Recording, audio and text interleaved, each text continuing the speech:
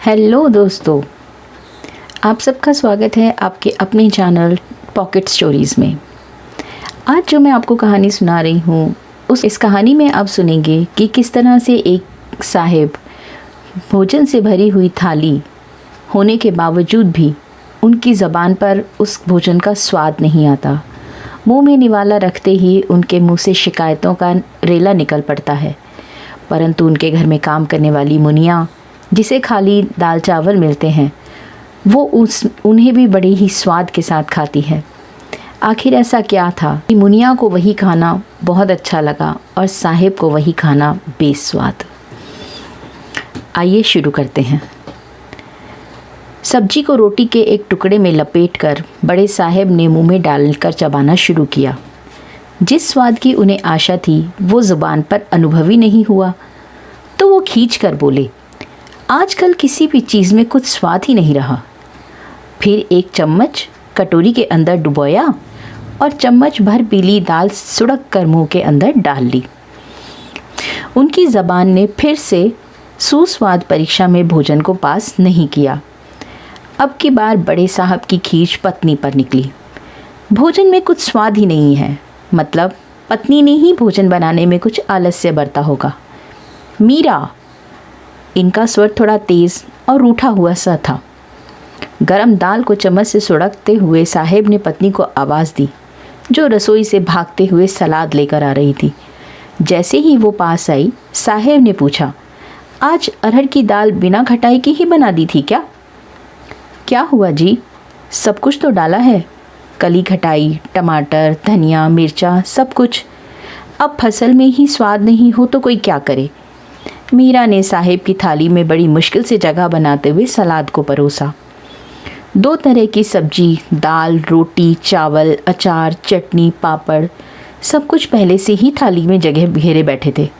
फिर सलाद के टुकड़ों को यूं जगह लेनी पड़ी जैसे ट्रेन के ठसाठस भरे हुए जनरल डिब्बे में किसी स्टेशन पर और यात्रियों का चढ़ आना। साहिब ने मूली का एक सख्त टुकड़ा उठाकर मुंह में डाल लिया और फिर थोड़ा नरम होते हुए बोले, वही तो, बचपन वाला वो स्वाद रहा ही नहीं। मुझे अच्छी तरह से याद है, स्कूल जाने से पहले हम लोगों को अम्मा सिर्फ दाल चावल कटोरे में डाल के देती थी। क्या स्वाद था, वाह। अब नकली खाद, फर्टिलाइज़र, इंजेक्शन देकर फसल उगाएंगे तो कहाँ से सब्जी, दाल, चावल, रोटी में स्वाद आएगा। बस पेट भरने को खा लो, तृप्ति तो मिलने से रही। साहिब ने अब की बार रोटी सब्जी में ढेर सी हरे धनिए की चटनी लगाकर कौर को मुंह के अंदर धकेला।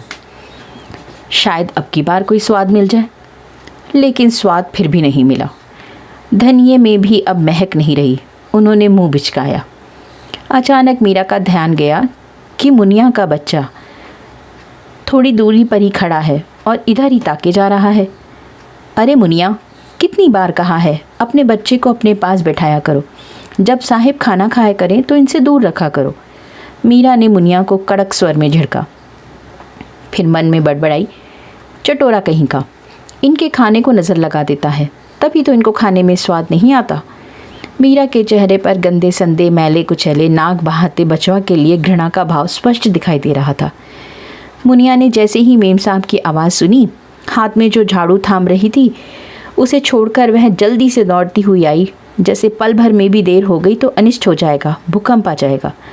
फ़ौरन मुनिया ने बचवा को कसकर डपटा, क्यों खड़ा है यहाँ? फिर साहिब मेम साहब को दिखाने के लिए हल्का सा चांटा भी लगा दिया और उसे ज़बरदस्ती खींचकर गोद में उठाकर ले गई। बचवा मुनिया की गोद में टंगा हुआ था।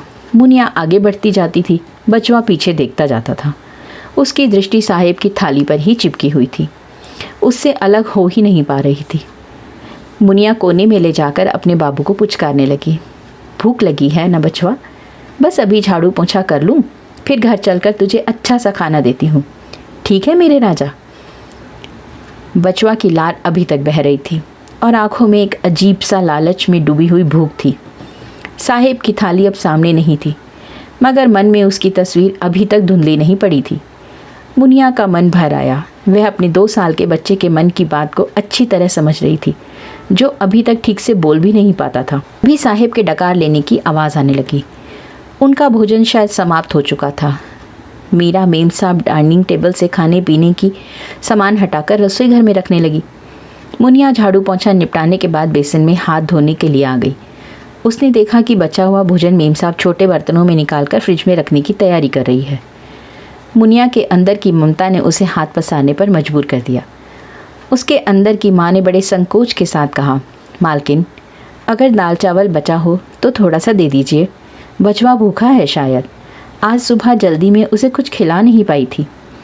मीरा ने अपने स्वर में बनावटी मिश्री घोलते हुए कहा, अरे हाँ हाँ, क्यों नहीं, एक आदमी भर का खाना मैं हमेशा ज़्यादा बनाती हूँ, इसके भर का हो ही जाएगा। लड़के ने वैसे ही उनके खाने पर नज़र लगा दी है, अगर इसे नहीं दूंगी तो उनका खाना कहाँ से पचेगा भला। मन में वे तृष्णा से बुदबुदाते हुए मीरा महरी के लिए अलग से रखे हुए बर्तनों में दाल चावल परोसने लगी। मुनिया ने फ़ौरन अपने हाथ धोए, जल्दी से आंचल से हाथ पोंछे, लपक कर थाली ले ली।